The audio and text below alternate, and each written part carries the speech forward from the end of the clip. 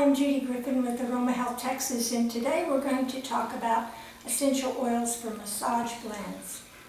Now, the most important part is to have the right carrier oil. So we're going to go over a few of those and take some notes. We'll have this all written in the description in the video if you want to take a look at that after you like and share and subscribe. So the first one I would look at is for dry skin, because I meet a lot of people with dry skin. And almond oil, which is usually sweet almond oil, is excellent. Marula oil, M-A-R-U-L-A, is even better. I mean, it leaves your skin just like, oh, it's soft and silky. Argan oil is acceptable. It's not my favorite. I like it better for hair.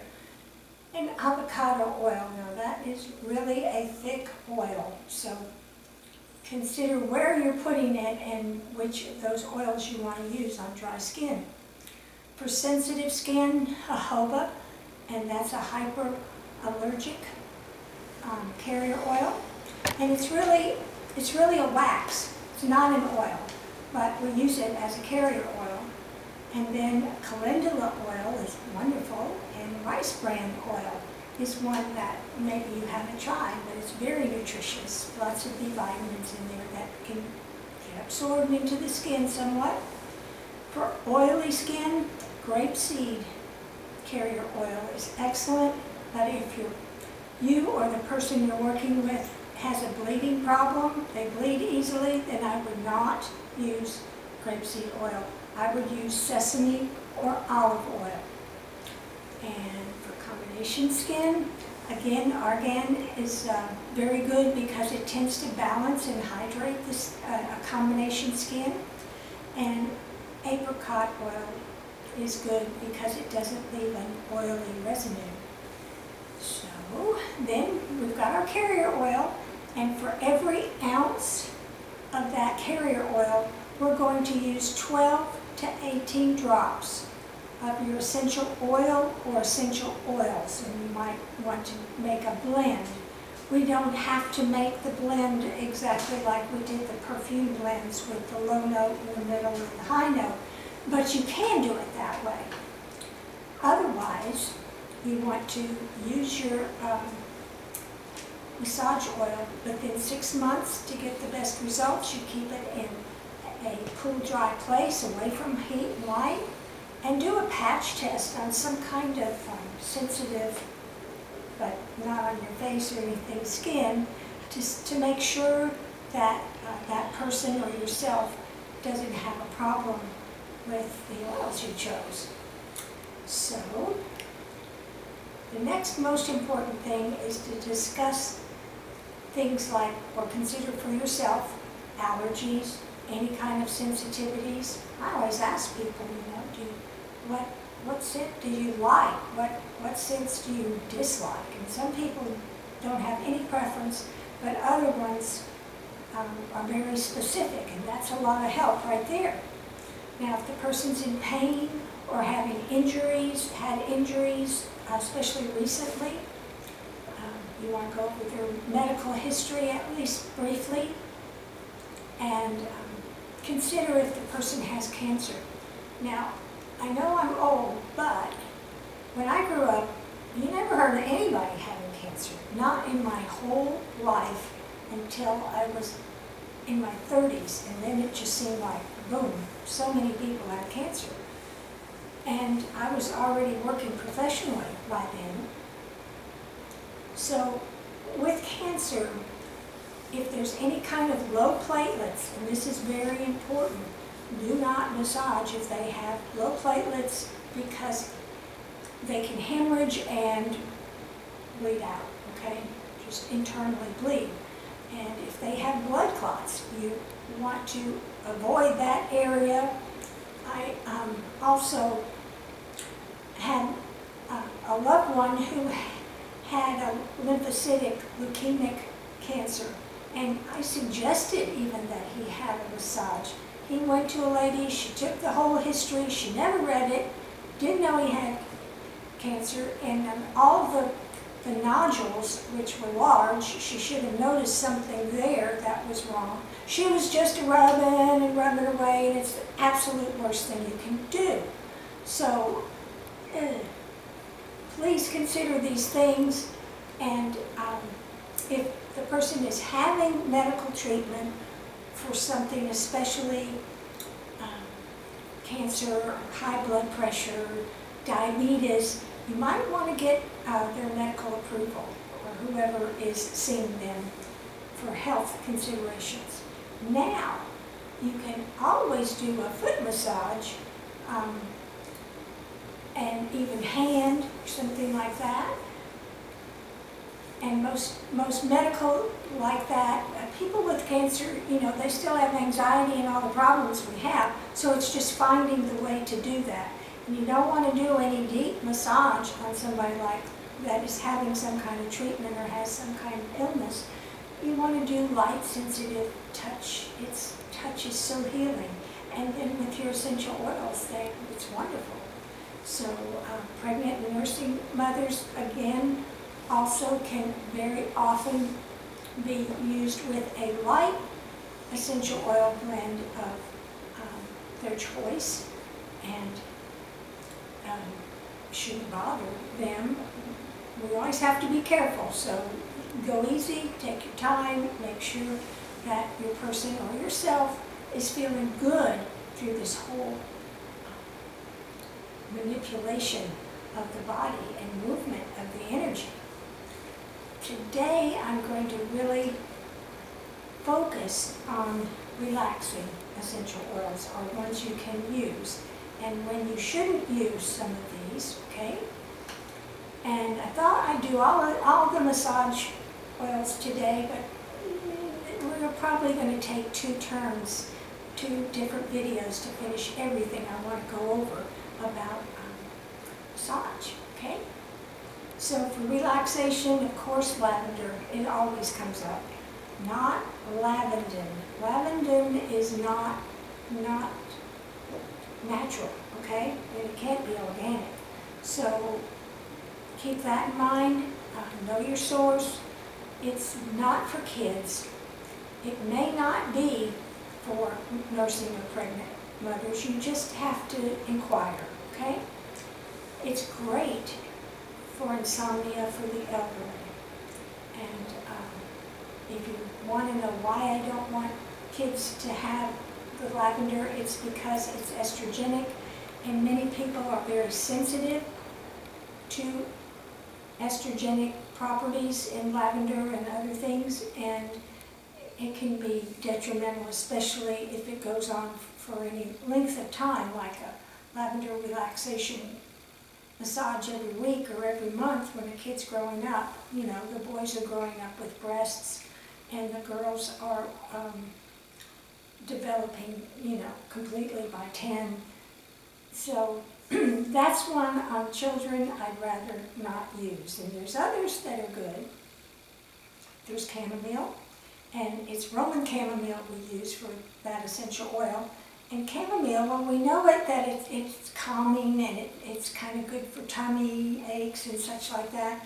It helps produce GABA, G-A-B-A, which is one of the most important, the only 4 important neurotransmitters in the body, and it works directly with anxiety. So chamomile can be excellent to calm anybody down, okay? And lemongrass is the next one I want to talk about, and it would go well with chamomile if you wanted to put them together. And it also helps to reduce anxiety, and it helps to balance out hyperactive people. So our sensory overload, lemongrass is excellent for that. Put that little of that and a little chamomile, and you're good to go. Of course, bergamot is, everybody likes that just about, and it's great, and it blends with all essential oils, if not many of them. But be sure to get the bergaptin free, so the person will not be photosensitive if they go out in the sunlight after they have their massage. It could actually, you know, cause a rash or burning on your skin. Now my favorite for relaxation, and especially for anxiety, is Clary Sage. Now we've talked a lot about green Clary Sage, and that's a great perfume smell, and you can use green Clary Sage. But just the regular Clary Sage, I learned a long time ago that, it smells very strong. To me, it smells like old wet shoes and dirty socks. But if you put it up to somebody who is truly anxious, and I mean needing medication anxious all the time, they'll calm right down. And they think it smells wonderful. So if Clary Sage smells wonderful to you, then you have anxiety. You can medically treat yourself in that way with an essential oil. It blends real well with lavender, and you can obviously use a lot more lavender, and just a drop or two of Clary Sage is enough in an essential oil. Wonderful how nature works. And it's interesting because there are times when, especially when somebody's anxious, that, their shoulders are up here, but they don't know it. And their voice is higher or louder, and all you have to do is try the Clary Sage, get a whiff. If they like it, then they know they're anxious and they're ready for your massage. The next one, now I don't think we've talked much about black spruce. It's one of those tree essential oils that have that wonderful evergreen scent. It is wonderful for bettering sleep, if you can get more better on sleep. If your sleep is interrupted or the person is just not sleeping well, black spruce is the one you want to use. Now, if you have mental stress, it's frankincense. And you can't go wrong with frankincense. If you have anger, maybe anxiety too, then it's Ylang Extra. And I always recommend Extra because the other ones, it's the very first pass of the essential oil. It's what comes off first. Then you go back and get the next one, and it's the first, and Ylang first. And it's not near as fragrant. So, go for the best. Ylang is, the Extra is known for lowering blood pressure and heart rate when it's appropriate, okay? So you don't have to worry about that. And if you have shock and from grief or situations of any kind, tangerine is great for that. And put in a little marjoram essential oil. I didn't say oregano, I said marjoram. And it's much sweeter, milder smell, and it's very good for helping these strong, strong emotions.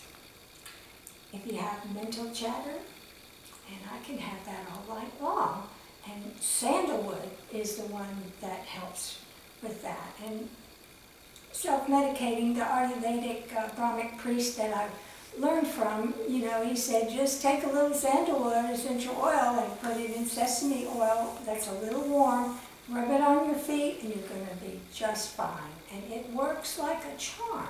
So if you're massaging yourself, don't forget your feet, because that's a great way to enjoy and get the best out of these essential oil blends. If you warm, not hot, but if you warm your carrier oil, don't have your essential oils in there. Add them afterwards. Blue tansy, it's wonderful. The smell is wonderful, but it's one of the most adulterated products in essential oil, and that's saying a lot because there's a lot of adulterating essential oil products. It can be mixed with Tanacetum vulgare, which is tansy, just regular tansy. Regular tansy is very, very toxic, and we certainly don't want that in our blend. And sometimes they all come from Morocco, the blue tansies basically, so they can be mixed with other Moroccan oils or Nepalese chamomile. But problem is we just want Tansy. So you go for therapeutic blends, essential oils, and you know your supplier. And you'll probably pay a little bit more. If you're not paying much, then I'd be very concerned about what you're buying. I'm not saying it's real expensive, but it's not your cheapest essential oil either. And just for your knowledge, with Tansy, if you put it in water, and I know essential oils don't really mix with water well, but you give it just a little shake, and you can use it for radiation burns and burns of any kind, and it can be very quickly healing and regenerating to that skin.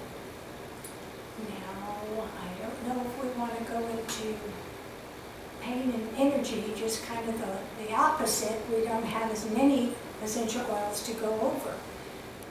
And this would include inflammation, and so I would recommend, of course, peppermint, because it distracts the brain and you simply don't feel the pain, and it lasts, so that's wonderful. If you're not a peppermint person, or you have neuropathy, or come to some kind of stinging pain that you're not sure peppermint's going to help, then rosemary is a good choice.